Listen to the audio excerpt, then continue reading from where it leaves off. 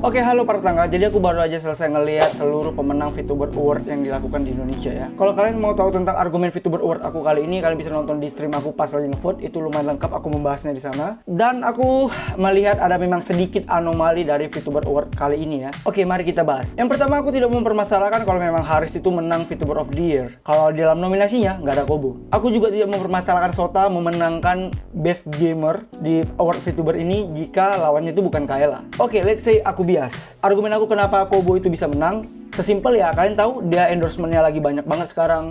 Dia juga punya konser World Tour, dan dia juga punya 2 konser di Jepang seperti Holofest dan juga sama Marin nanti. Terus dia juga punya single lagu seperti dari Natori yang Help, terus kolaborasi sama Marin dan juga Kelly. Jadi bisa dibilang karyanya tuh lebih worldwide menurut aku.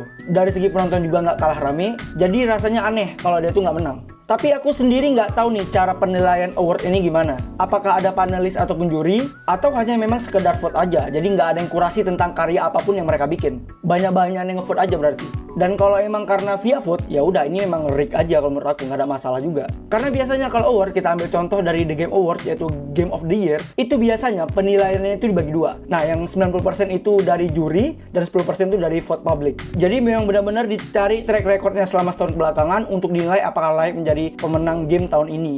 Gitu. Sedangkan vote akan membantu untuk mengukuhkan penilaian dari para juri seperti itu. Dan di satu sisi, jika penghargaannya full voting, itu biasanya masuk ke dalam kategori favorit. Misalnya VTuber terfavorit. Nah, itu kalau full vote, karena itu berdasarkan dari audiens penonton gitu, bukan dari juri. Tidak ada penilaiannya, memang banyak-banyakan yang nonton aja, banyak-banyakan yang milih doang. Nah, itu kalau misalnya of the year harus ada penilaiannya, harus ada track recordnya gitu. Nggak bisa asal-asalan di vote doang terus jadi VTuber of the year. Nah, itu harusnya jatuhnya ke VTuber favorit. Itu menurut aku ya. Sama seperti halnya Kaela gitu. Ngomongin for stream udah pasti, ngomongin game juga variatif, ngomongin super chat apalagi. Jadi rasanya ngomongin gamer tapi bukan Kaela itu tetap agak sedikit anomali, but it's okay. Karena seperti yang bilang tadi, berarti ini berdasarkan voting, ya Erik aja udah gitu. Karena pada dasarnya ini emang kayak event seru-seruan aja gitu. Bahkan ketika Yopi menang juga nggak ada tanggapan apa-apa gitu dari Hololive Indonesia. Ya kalian bayangin aja gitu, misalnya kalau yang menang VTuber of the Year adalah Kobo, terus Kobo nggak ada tanggapan apa-apa, terus cuman kosong gitu aja, nggak ada kata sambutan.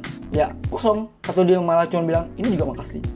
Ya bisa dibilang acara ini nggak masuk agenda Hololive aja sih. Aku purely nggak ada hate untuk AK virtual, bahkan aku sering bahas perkembangan AK virtual itu sangat bagus juga di tahun ini gitu. Kalian bisa lihat di salah satu konten aku yang aku bahas soal kenapa Holostar nggak ada di Indonesia, itu aku ada bahas AK virtual juga. Cuman aku mempertanyakan aja argumen apa yang dibawa di awards ini sampai kayak Kobo itu, sekali berkobo itu tidak masuk seperti itu.